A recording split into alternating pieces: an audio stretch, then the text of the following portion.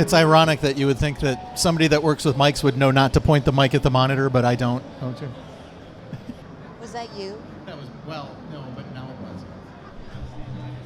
was. Hello, everybody. Welcome to NAMM 2026, the quiet NAMM show floor. My name is Paul Vnuk. I am the editor of Recording Magazine, and I have the honor of talking to an engineer that really shouldn't need an introduction because I can't even list her discography, Prince, System of a Down, Johnny Cash.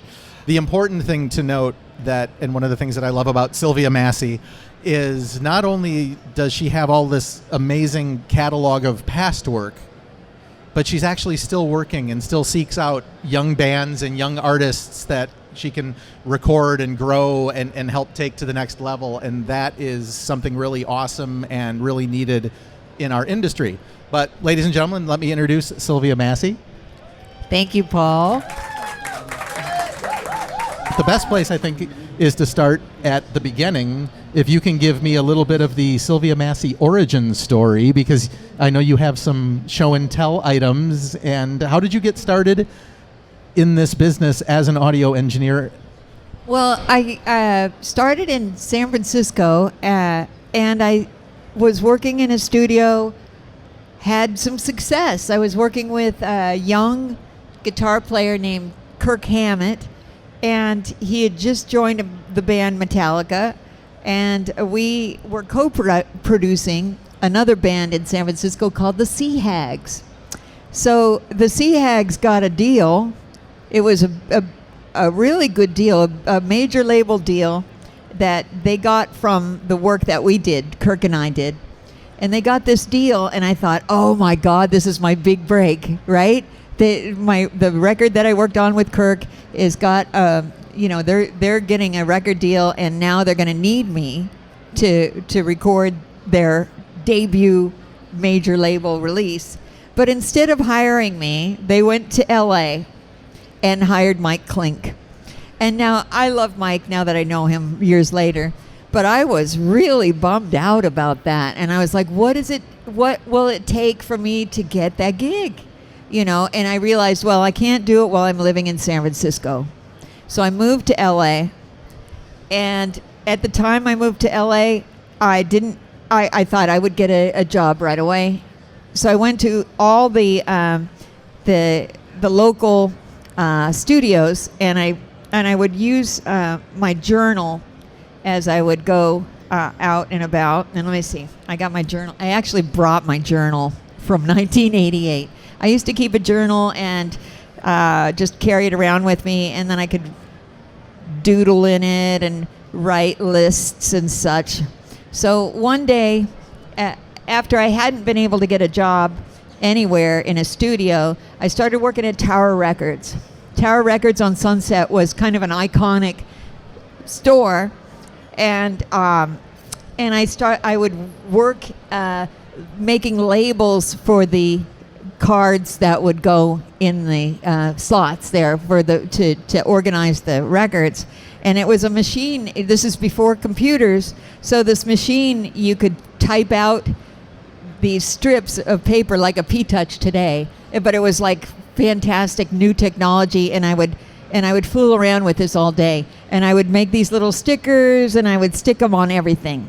So pretty soon I was like, man, I'm trying to get this job. I can't get a job. So I thought, well, I'm going to make up something that looks like a weekly world news magazine, like a magazine cover or a newspaper cover. And I'm going to just use this funny little label maker and make this, and maybe I could attach it to my resume, and maybe someone will take a look at it. So I made up this thing. It says Elvis is cited. At the time, this is 1988. So at the time there was sightings of Elvis in Michigan. So I thought I'm gonna use that, and I made this flyer that said Elvis is sighted, and it says, rumored he has risen from the grave to record a heavy metal hip hop comeback album. Elvis has been seen in LA in pursuit of dynamic studio engineer Sylvia Massy. pretty much, Sylvia Massy is terrific on any session. You can, and you can pick Sylvia to be your next studio assistant. I was really banking for that job. And then I followed it up with another one that said, Elvis is on the rampage, and it says, authorities report an Elvis-like man has taken engineer Sylvia Massy and her car, Bernice, hostage. So I did get kidnapped. And really, the only way you can help Sylvia to escape the evil Elvis is to give her a job. Okay, so now I started getting calls.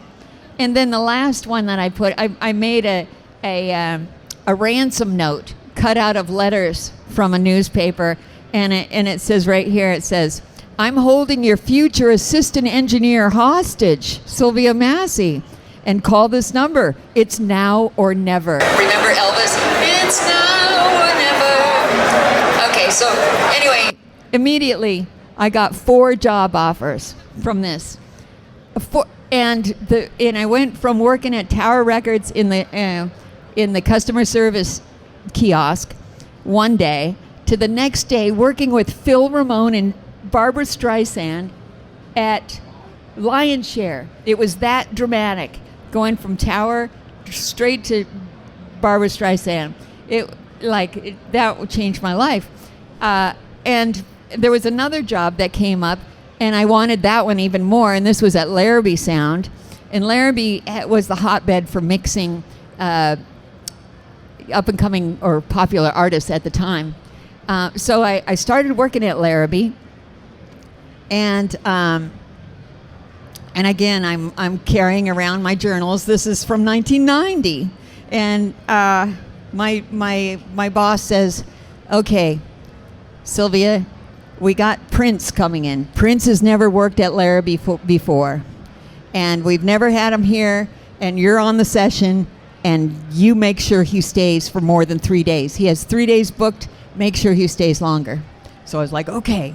So Prince comes walking in the room. This is like, I learned how to run the rooms and everything. I was a good engineer, and I'd been working there for a little while when Prince finally came in.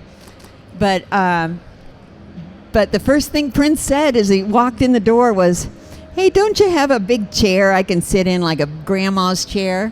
Because all we had were office chairs. There's a studio.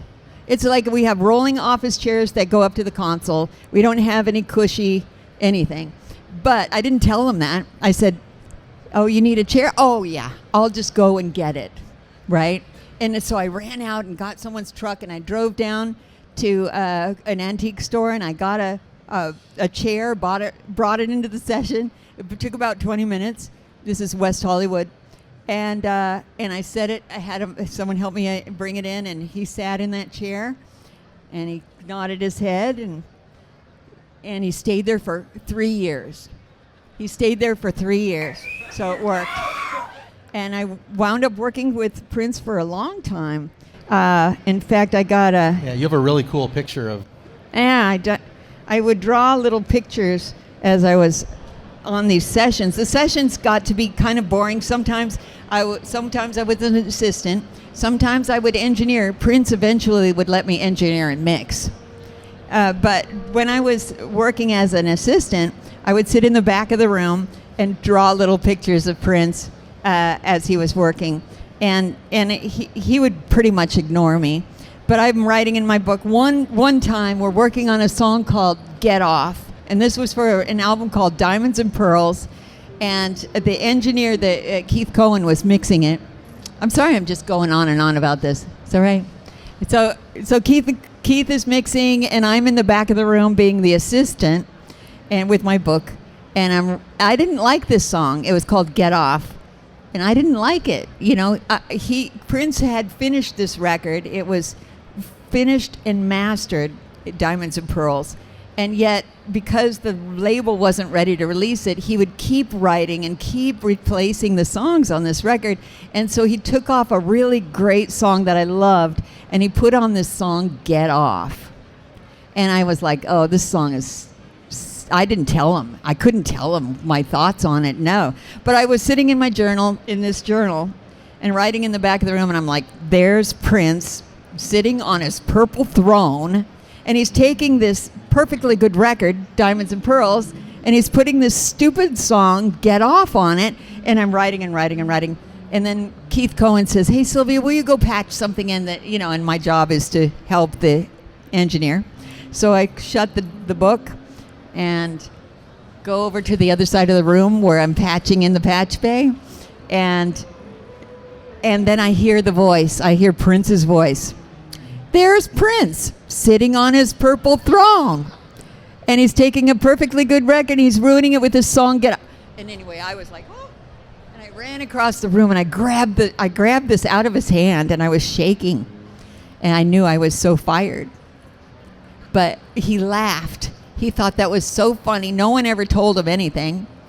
And he actually gave me more opportunities starting at that time.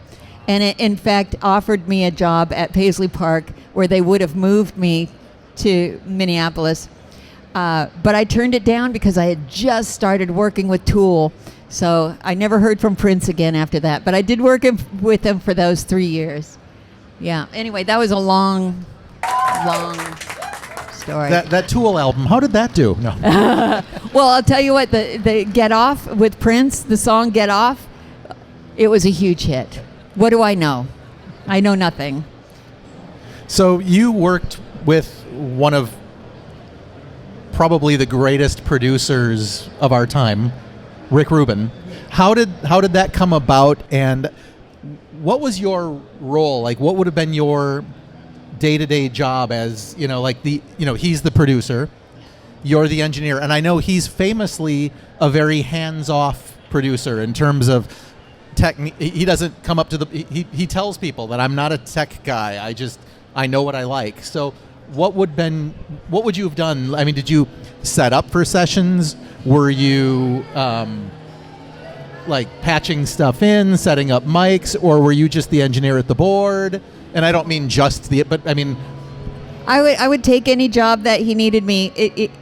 Rick is an incredible producer because he's not a technician, so he's not limited by that, and he's not a writer, so he knows a good song when he hears it, so he's concentrating on that. So if you start working with Rick, the first thing he wants you to do is give him songs.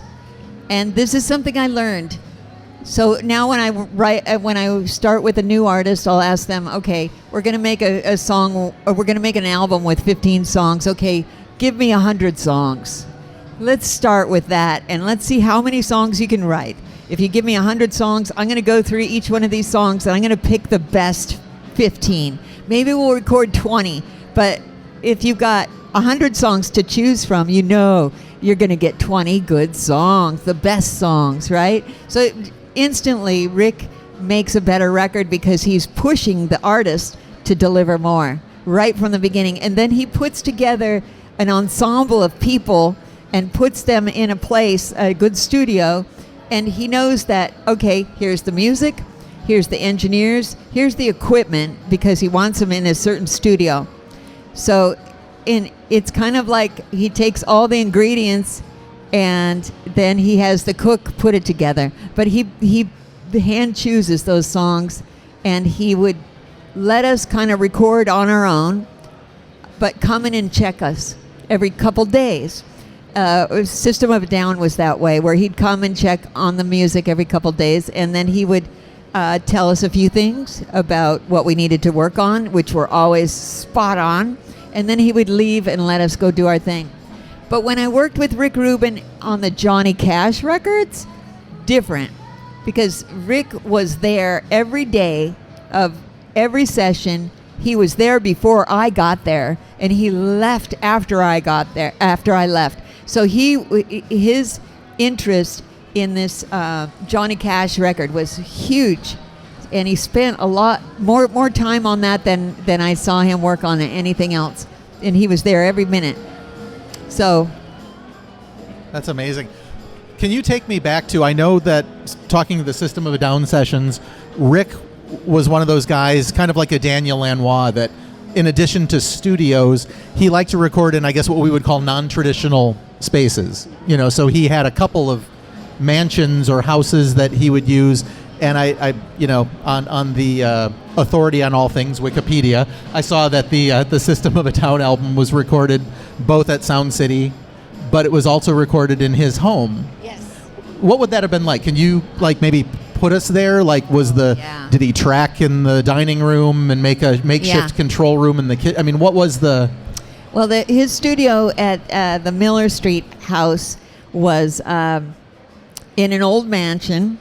A big red mansion on the hill, and the studio was in the basement, and it had a tracking room. The tracking room, however, was full of taxidermy, strange taxidermy, all these strange animals, and it was very uncomfortable to actually track in. Well, I was trying to do vocals in there one day, and the walls were concrete. It was in a basement, so I couldn't really get good vocals without a lot of artifact. So what I did is I got an old tent. Well, I bought a new tent, but was a standalone stand-up tent that you could stand in, tall enough to stand in, and I set that up in the room with all the taxidermy. So now that was my vocal booth, and I set up the vocal mic in there, and some pillows and stuff, so that Serge, the singer, could just have a little space for himself. So he made it his own little trippy place, and we got vocals out of there that were fantastic. But I had to treat the room by putting a tent in it to be able to use it, because it was not set up like a studio proper. However, the equipment was great. Rick had great taste in equipment, and we had an 8068 Neve console there. And any kind of great compressor, Studer A800. I think we had 2 of those machines there, so we were tracking to tape. And he had a harmonizer. And what I have to do for the Johnny Cash record, because we did a song called I've Been Everywhere. I've been everywhere, man. I've been everywhere. I've been and he lists all these places off. Anyway, it was a mouthful for him, and we were not sampling at that time. There was a sampler. I did have the H3000, which had a little bit of time for sampling, and then it was also a harmonizer. So there was no melodyne, there was no pitch correction, and some of his pitch was really out. So I had to transfer, all these words for one word at a time through the harmonizer to pitch correct it, to record on another track, and then bounce it back into the comp. It was a lot of work back in the day. Yeah. Would it have been to tape, or was this early Tape Pro to Tools? tape. Oh, No Pro Tools, yeah. Before Pro Tools. Yeah. A lot of these bands that were done at that time, Tool or System of a Down, these are fairly heavy sessions. Were these bands like did they track a rhythm section together, or was it let's do the drums, now we'll do the bass, now we'll do the guitar? Almost exclusively everyone playing together, and that's something that I like to do, is to have the musicians playing in one room, even if the cabinets are isolated. I want the drummer and the singer to be in the same room. I'll set up a 58. The bleed into the 58 doesn't matter. We're going to recut those vocals, but having all the musicians in one room together, I think, enhances the performances a great deal. So we get much better performances if they're all together instead of recording one at a time. How would you have isolated the guitar cabinets and the bass? Yeah. Did you back then? Did you record? Thinking of Shabbat, would you have mic'd a bass cabinet and taken a direct, or would it have been only? It would have. I will always take a direct, only because when you blend the direct in with the amp, you get a lot more low end. Sometimes the amps, especially the Ampeg SVT, it's thin on the low end sometimes. A lot of mid range, but that DI, tuck that in there, and it just adds the roundness on the bottom of the bass. So when did you make the transition from engineer to producer and kind of go out on your own? And maybe you don't. Do you remember your first session where you're like, you were in charge? Like it wasn't for Rick Rubin. It wasn't. I mean, what was the band? Well, or the that album? was right away because when I was working in San Francisco, I didn't go to school, and I got a job at a studio, and was an engineer right away. They put me in a room, and I was producing. It was kind of the same thing. If you're an engineer, you're going to have to produce also because you're going to get thrown projects that you have to do something with. So yeah, I was producing right off the back, right off the beginning. When I worked with Rick Rubin, that's when I became the engineer. It wasn't even before. Yeah, it wasn't before that. I had to actually stop being a producer so I could be Rick's engineer. And I wanted to do that, and I volunteered to do that, and I learned so much. It was a great thing. One of the things that I've noticed about you as you've started to get your own studios, you've kind of taken that idea of everybody together, because I don't know if you still have that, the Mic Museum. Is that in the same building? It was like an old church that you kind of... Well, we don't have the church anymore. We moved into an auto garage. And it's a very large building, and yeah, we've created a space that we can open up.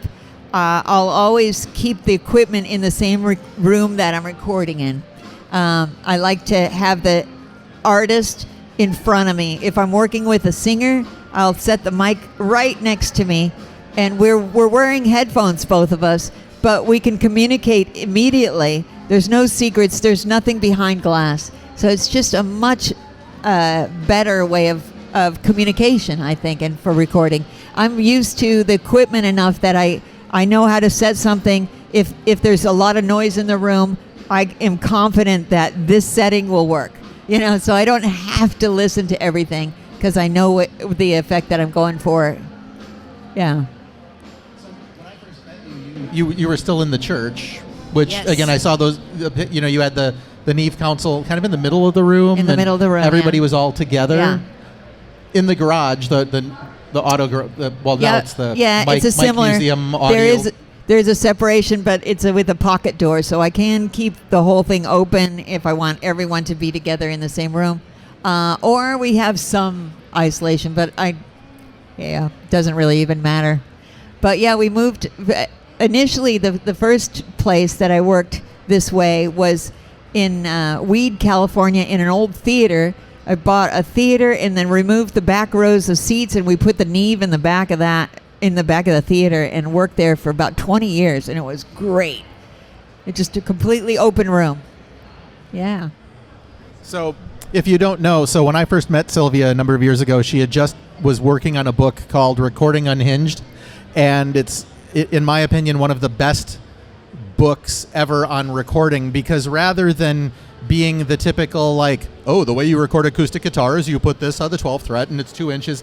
This is if you've ever wanted to know how to do things like turn a potato into a guitar amp or hang a singer upside down from a rope and tickle them with a feather to get a vocal take. This is the book for you. So it's an alternate way of sparking creativity and thinking about how to record differently, and that I think is also expanded now into your love of really odd and almost like forgotten microphones. So now, Paul, you're a big part of the story of the Microphone Museum, because I was in Milwaukee and went to this old guy's collection. Bob Paquette in Milwaukee had a museum, and I met him there. And then Paul, who lives there, I don't know how we. I emailed you. You put these pictures up online. Yes, and you knew exactly where it was. And I was like, is that the Paquette collection? Paquette? So if anybody doesn't know, Sylvia decided at one point she was going to start doing a book of microphones, and had traveled around the world to different famous and non-famous studios with just great mic collections. And then she stumbled upon this guy who was in Milwaukee. His name was Bob Paquette. And 20, 30 years ago, he started putting together this museum, and you could basically go visit him, and he would tell stories. And it was more or less 1 or 2 rooms, but it was just every mic around the walls and and we were talking earlier. Yes, he had a U47, and yes, he had a U87. But the bulk of his collection was these oddball Island of Misfit toys, dynamic microphones, and early like tube microphones that looked like coffee cans with hanging upside down. Yeah, and ribbon mics and crystal mics and just the weirdest stuff ever. And I saw these pictures and I emailed her and she's like, "Yeah, so I'm actually like photographing and documenting these. Do you want to help?" And I'm like, "You didn't have to ask me twice." I'm like, "Okay, when?" And it was an amazing like day and a half, because you literally, I saw a side to you. You were like, you could have been 10 years old on Christmas Day. I was 10 years old, and yeah. you were just like, "Oh my gosh, look at this. Oh my gosh, look at this one. Oh," and then we'd take a picture of it, and then, "Oh, look at this one." And then, and Bob would tell little stories. Unfortunately, Bob passed away soon after our time. I think it was right before, actually. Was it before? Yeah. Oh, we were So already. there with He was his already son, gone. I think, or oh, son-in-law. we were or okay. something. I Yeah. couldn't believe. But so anyway, they asked me to help them to find a home for the collection, and I said, "Hello, right here." And eventually, my husband Chris managed to wrangle it together, and we bought the collection. So now we have the largest collection of vintage mics, which is, for me, just the greatest thing, because I use them, and if they're not working, I'm repairing them so that I can use them. And they're, and the oldest mic is from 1878. The wooden, it's made out of wood and a stick. It's like, and it works. I've used it on a punk rock record. Yeah.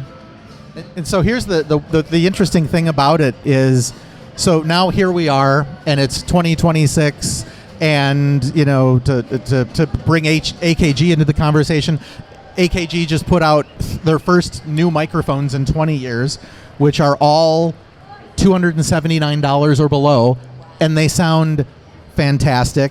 And it got me thinking back to another conversation we had a couple of years ago, where you mentioned how, while you love your amazing vintage, European mics from the 40s, that you would never recommend somebody even buying something at that level, because if you were to take $5,000, you could, for that same money, you could buy a variety of really cool tools rather than one cool mic that does a thing. Yeah. No, I absolutely believe that you don't have to spend a lot of money to get good quality from a microphone, especially now. And the AKG products have always been fantastic. So I'm super excited about the new line. I'm also, I remember you were the first person that I was one of those people, I'm like, "Oh, modeling microphones." And you were like, "No, but they're so cool because you can take this modeling mic and you can do one thing and change it later, and it just is a creative tool," that's kind of how you choose everything. And I started thinking, like, the Bob Paquette collection, this isn't a vintage collection of $20,000, vintage C12s and U47s. This is what in the day would have been, in the 30s, 40s, 50s, and 60s, and 70s even. These would have been available to average people. These were, interesting. And there's mics from, different countries in Europe and South America and early, weird early Japanese stuff. And these are the mics that people could actually afford. And they were largely probably like broadcast or live PA mics. Well, if you look at the history of the microphone and why it was built, is because in the mid 1800s, telegraph was it. The telegraph wires were being strung across the country along the railroad tracks. The railroad just went across the country. Things were new. And so all these wires were transmitting bips and beeps, so that everyone wanted to transmit voice through these wires. The wires were already set up. All they needed to do is find a way to put the voice on those wires, and that's where these first things with the silly wooden microphone came came about. And beyond that, after the turn of the century, radio became, the broadcast became everything, because Marconi did this broadcast where he took telegraph and he did the bips and bops and sent it to ships offshore. This was a huge thing. So now with a microphone, they could not only have the telegraph, but they could also transmit voice out to the ships out into the sea. Everyone wanted to be a part of radio, just like everyone wants a podcast today or something. You know, it's like everyone had their own little radio setup that they could broadcast to their friends, and everyone had to buy a little ribbon mic. No, not a ribbon mic. It was a carbon mic in a ring. And so that's how it started. Everyone wanted to be on radio, basically. And that's where the microphone business started, right there. But, you know, the microphone has been so important through politics, through communication. It's way bigger than you even, if you start to think about it. Holy cow, microphones has created a lot of what we see. I remember in the collection, there's like the mics that every president used, I think, at some point. But then there was also the one really slightly uncomfortable mic. There was like one of Hitler's mics there. Yeah. You have that now, I'm assuming, or yeah. Not to put you on, how many mics do you have in the collection? Do you know? There's about 3,500. 3,500. Yeah. And how many are working? Oh, maybe 1/10 of those. Not as many as I'd like, but some of them we don't start. They're full of vintage tubes, and we can't properly warm them up without a variac. So they'll take time. We'll get them all working, but it'll take time. What have you? I'm assuming you didn't start life as a microphone tech, but what have you learned, like, in your journey of, rehabbing and are you farming a lot of this stuff out, or are you and Chris kind of? We're doing as much as we can. Okay. You know, a lot of the dynamic mics, even from the 30s, they work perfectly today.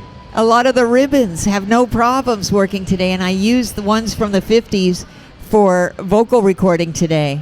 But the specialized history of the condenser mic is really interesting, and AKG was a huge part of this, because the most desirable microphone in the world, I believe, is the Telefunken ELAM 250 and 251. Would you agree? It's very desirable. This mic was built by AKG in Austria. It was using a tube that was popular. Actually, you were given a choice. You could use the tube that they use in the American mics, or you could use the tube that they use in the German mics, which were the Neumanns. So you could order it with either. But this mic today is the most expensive mic that you can get. And it's just the quality. AKG didn't even put their name on it. It was rebadged Telefunken, but it was built at AKG. That was the one that was meant to be, because they lost the Neumann. Like they were OEMing for Neumann, and Neumann said, "Nah, no more." And they went, "Is that the story? We need a new mic." Tell me this story again. So, as I understand it, so originally you see a lot of U47s, of course, and U48s in the U.S. They are all branded Telefunken. So, like Sinatra would say, "Bring me the Telly." He didn't think in terms of Neumann. And at some point, Neumann decided they were not going to let the U.S. wing of Telefunken OEM the mics anymore. So Telefunken went to AKG and said, "We need you to build us a U47." I'm paraphrasing, but they basically asked them to create a mic for them, and so it kind of became this weird, like, it was a C12, it was the CK12 capsule, but a whole new design inside. But the CK12 was used in the C12 microphone, yep. The AKG C12, which was already built then and very popular at the time. And so it was this edge terminated popular capsule. So they put that in the ELAM, but then it was a whole new body design, or a whole new circuit design, and it has this cool little plastic housing that you have to, like, open the plastic housing to get to the parts. And but for some reason they only made them for like like 4 or 5 years. I mean, they were really. How many of these mics are out there, do you think? I think less than 5,000. I should know this. I should know this. I don't know this. Yeah. There's so much more Wait, to which learn. one of us is the one with the museum? No. Right. So, right.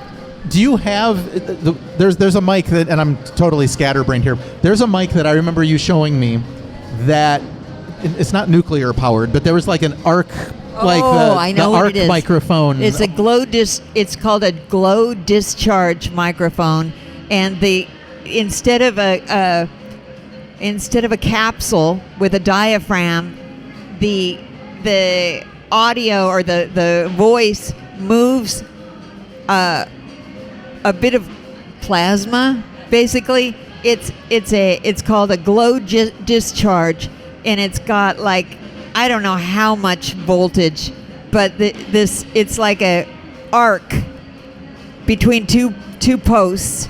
This extremely dangerous arc, and you talk into it, and then the variations that your voice makes to that arc is translated into audio. And this was like the new greatest thing in like 1934. And it was going to be like the new thing, but it was extremely dangerous and toxic to use, so it didn't really fly. But I did show you that. We have that in the museum. Did you ever get it working, or is that? You know what? I haven't tried it yet. I'm wondering, because now you have those little. Have you ever seen those, like, they make like lighters, like candle lighters, but it's plasma. So I'm wondering if the technology. I don't know. Really? I didn't know about this. You can buy these little. Yep. So it's this little arc of electricity rather than flame. I want to run audio through that, right? So can we run audio like through? Okay, I got a plan. That's how her mind works. She'll find anything that she can attach electrodes or. Oh, look at over there. There's celebrity sightings. Celebrity sightings. Down. All right. So I asked you this once before. There was one mic that you didn't have in the museum that you were like. We even put it in the magazine when we were doing the review. Like, if anybody's seen this mic, you know. The Skinderviken. Yes, the what? Skinderviken. Skinderviken. All right, everybody, repeat that after. I know, right? Skinderviken. Yeah, I know exactly what. And the crazy thing is that we found the Skinderviken. You did. Oh yeah. A working one?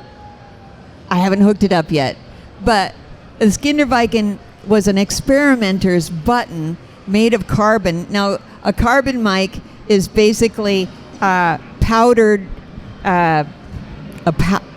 wood that has been burned, and now it's just carbon. And then they take that powder and put it in a little capsule and hook electrodes to that, and now this is a carbon mic. Skinderviken made a little capsule that you could buy through the back of a magazine, and they'd send it to you and they'd show you all the diagrams on how to hook it up. And this was like we knew about this mic. We didn't know how to get one. Chris went online. He found an incredible pamphlet, one of the pamphlets from Skinderviken about how to do the experiments, but no mic. And then it was only like 2 months ago, I was digging through a box from the museum that's been sitting there for 6 years, and we never quite emptied all the boxes, and I found in the bottom of the box a Skinderviken, and then I found another one. There's 2, and then I found a third. Now we have 3 Skindervikens. Can't believe it. Anyway, if anyone gets a Skinderviken, you got something special. Yeah. Now, the coolest thing is you're not just a museum. So this is like a fun, it's not like when you go visit, Graceland or not, like Sun Studios, where it's like, well, you can go in here, but we don't record anymore. You use these mics. Oh, yeah. So have you found a couple, 2 questions. One, have you found a couple favorites that you like reach for often? Yes. And why? And then have you found that you have clients now that actually want to come and record with you because they want to try these rare? Well, I have an artist named Sophie Phoenix who's we've been working for a while, and I tried a mic on her. It was a vintage RCA KU3A, and I know that guy knows this mic and loves it too, right? It's a ribbon mic from the 50s, made by RCA, and it's just the finest sounding, full frequency but warm and booming, and for a female voice, wow, it's gorgeous. And now she comes specifically because she wants to use that mic. Yeah, so and there's a lot of other mics that are effect mics that no one can. Yeah, we have things that no one else has there. It's fantastic. One example of an effect, something you would do with these cool mics. Okay, for instance, the wooden mic we talked about. The wooden mic is from 1878. It was made by David Edward Hughes, and he created the technology of a carbon mic. And the carbon mic is it's a stick basically that's suspended between two posts, and the vibration of the voice on this carbon stick it's called a loose contact carbon mic. So it's a loose contact, so when your voice vibrates it translates that into audio through a wire. And I have used this. I actually hooked it up with a battery, and used it on a punk rock record for vocals, screaming into this thing. It's screaming into the stick. And it worked great. It didn't sound great, but so it was like a distorted and. Oh yeah, it was distorted and rattly and wonderful, perfect. Now, aren't the carbon mics the ones that you actually have to like bang them to? Yes, you have to shake them up to make them work. It's the same thing that they used in telephone. Yeah, handsets. In fact, you can any older handset, landline handset, probably has a carbon button in it. And that's also a fun thing to do. If you just go to a yard sale or Goodwill, pick up one of those old telephones and get the handset, and you can wire it up. If you just put a 9-volt battery across one leg of it and put an XLR on it, you got a microphone that you can use for anything. And it sounds just like a telephone. That's awesome. So to kind of, we're getting to the end of time here, but what our time, not the end of time, because that would be fascinating. But what's next now for what's the status of the microphone book? Oh yeah. So Sylvia has taken all of these mics and they've been like photographed really cool. Also, if you don't know, Sylvia is an amazing artist. She's actually got some of her NAMM posters. If anyone wants a poster, I have a couple. This is this year's NAMM poster for 2026. Oh, and you've got the mic book cover. And I do have a mic book poster. This is not the mic book cover. It's the inside pages. But I'd be glad to sign it for anybody that wants posters and other things. I got a few other things. We also have a booth. 19303 is our booth on the Sky Bridge. Stop in. I got a lot more swag. I got buttons. I got T-shirts. I got everything. Love to have you up there. It's a hang. It's not really, it's just a good hang up there. Is there a time frame for the mic book? Yes, the mic book is coming out this year. It'll be out in August. Awesome. Yeah. I can't wait. For Bloomsbury.